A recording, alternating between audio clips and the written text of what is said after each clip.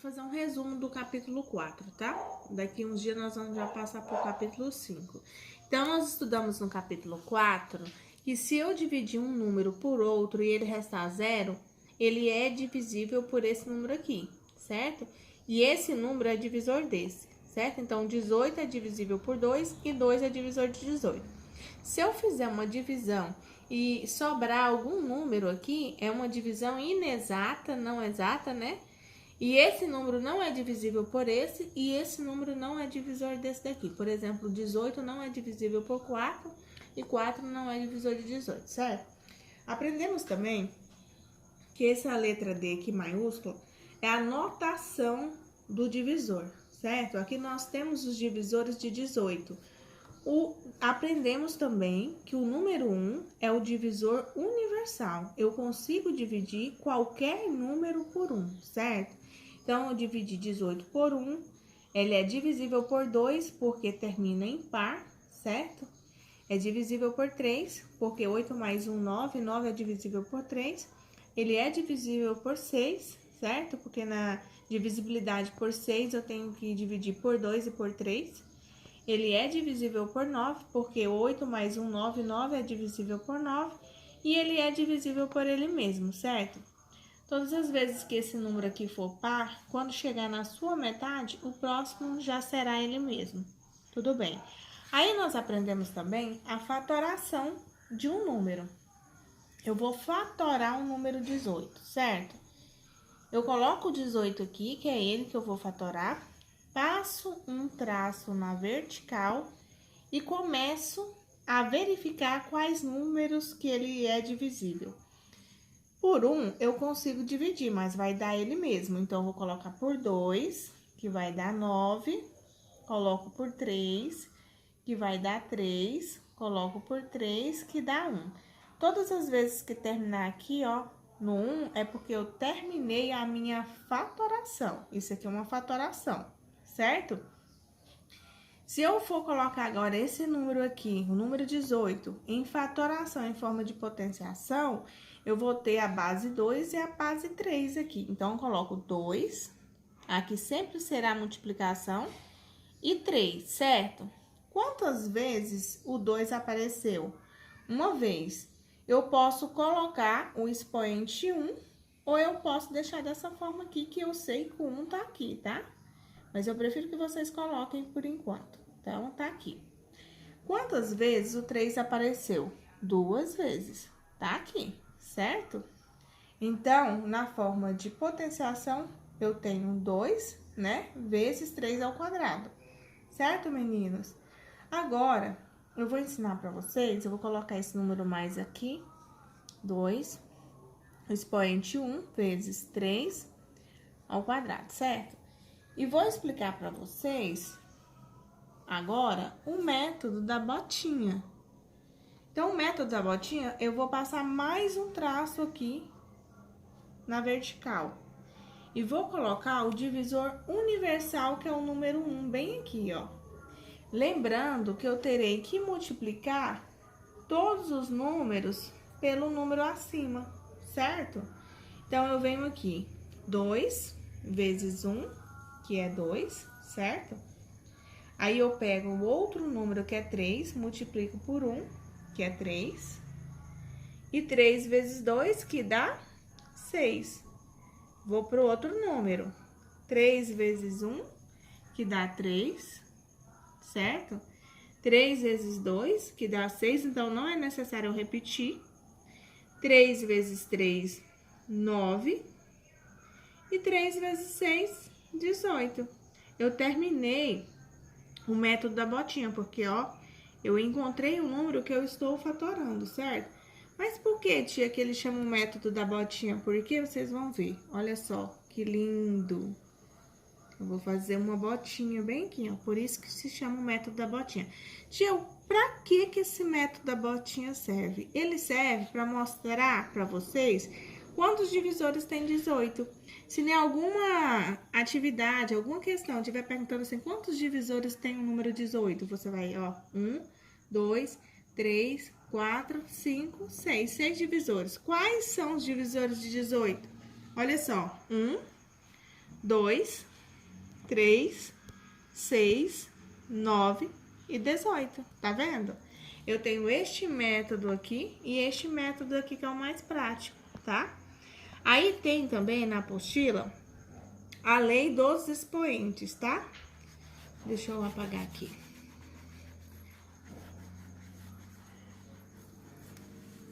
A lei do expoente.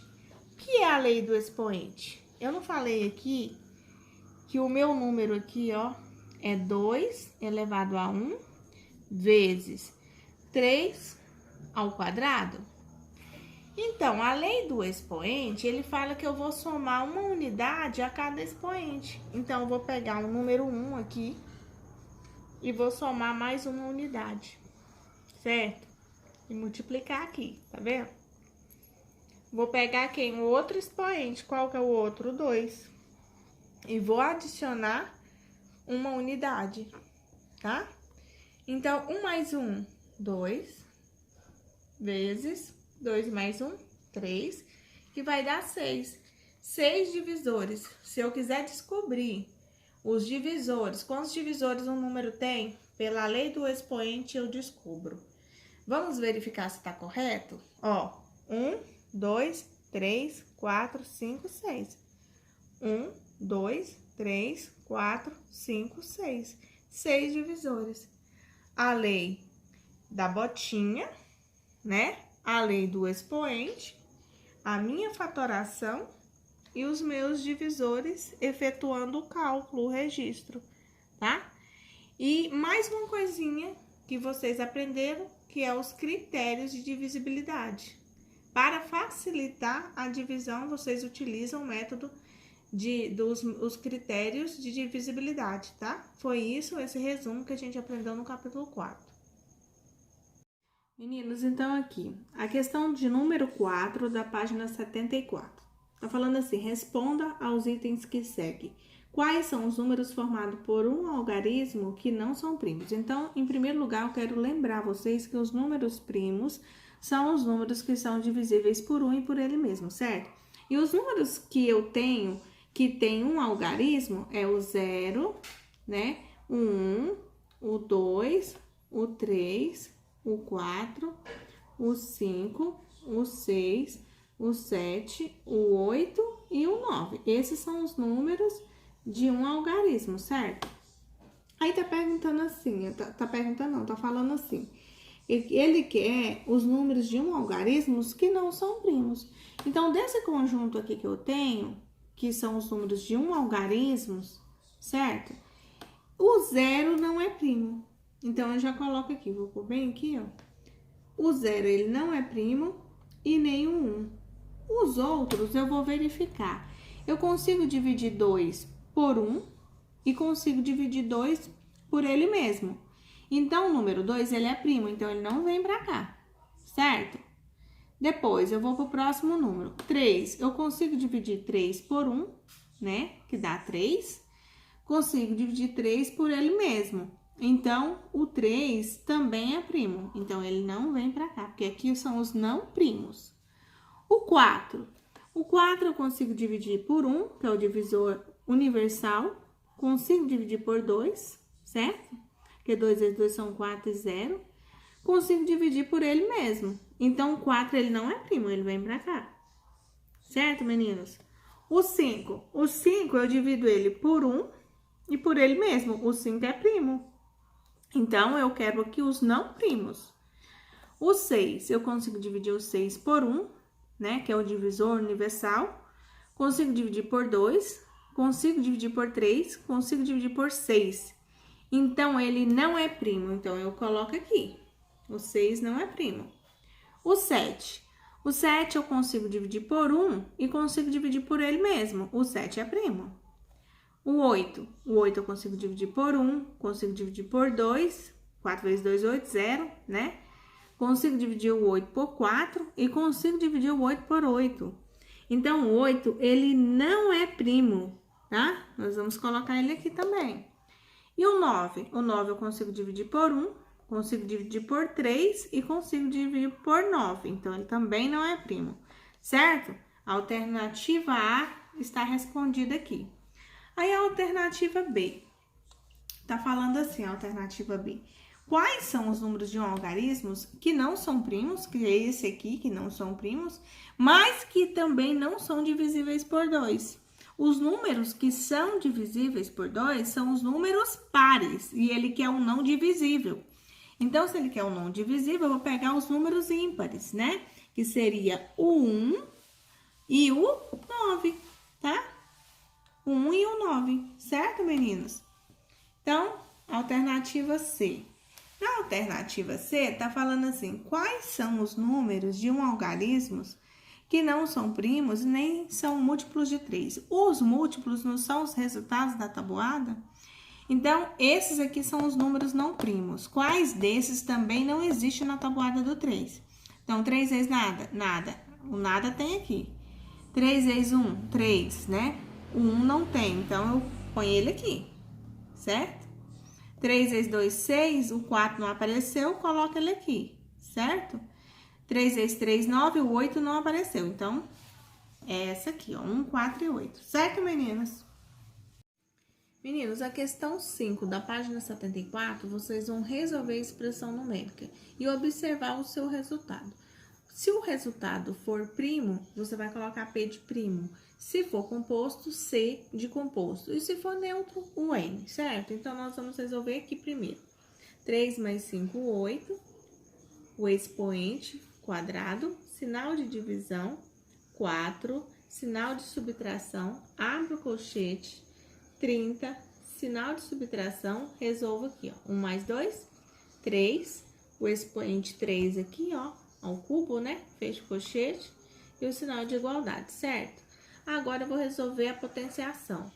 Não é 8 vezes 2, viu, meninos do sexto ano? É 8 vezes 8, é 2 vezes o 8.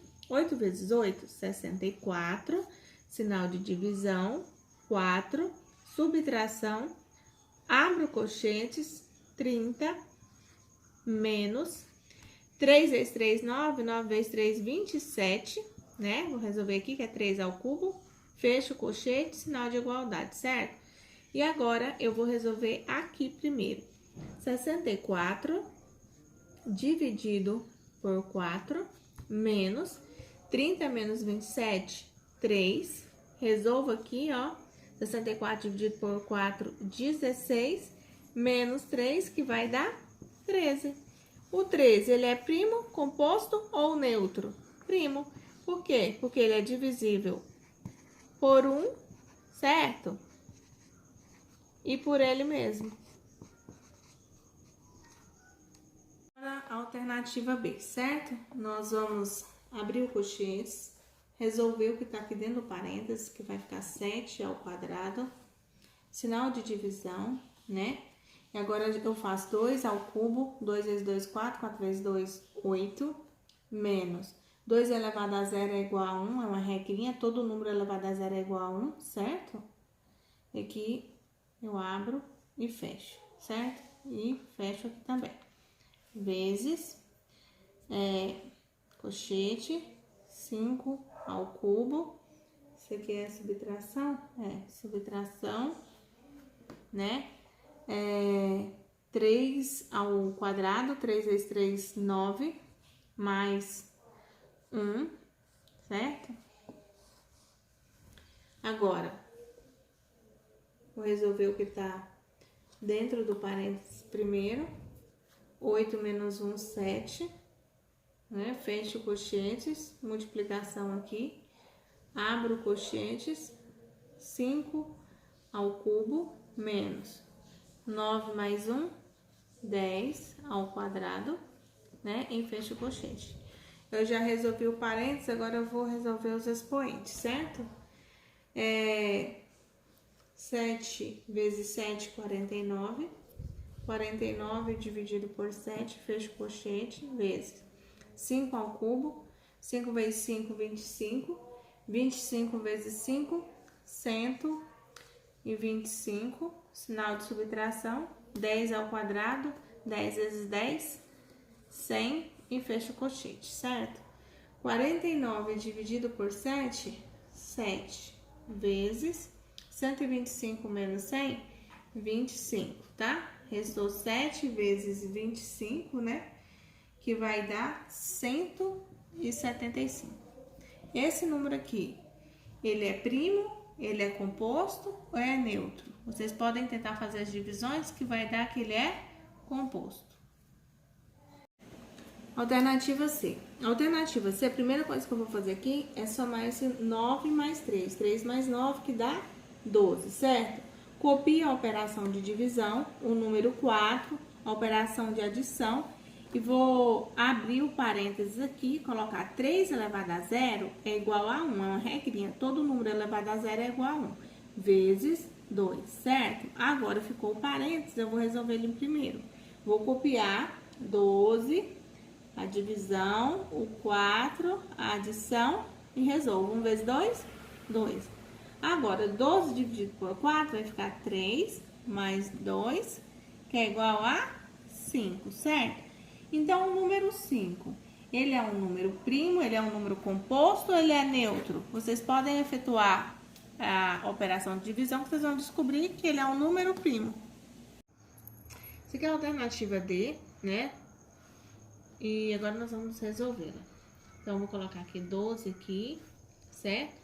Chaves, 20, subtração, colchetes, abro parênteses, 5 elevado a 1 é 5, mais 2 elevado ao cubo é 2 vezes 2, 4, 4 vezes 2, 8, dividido por 4, fecho parênteses, mais, abro parênteses, 3 vezes 2 menos 2 ao quadrado, 2 vezes 2, 4, fecho parênteses, fecho colchetes e fecho as chaves, certo? 12, subtração, abro as chaves, 20, subtração, abro colchetes, abro parênteses, 5 mais 8 dividido por 4, 2, fecho parênteses, mais, abro parênteses, 3 vezes 2, 6, menos 4, fecho parênteses, fecho colchete e fecho as chaves, certo?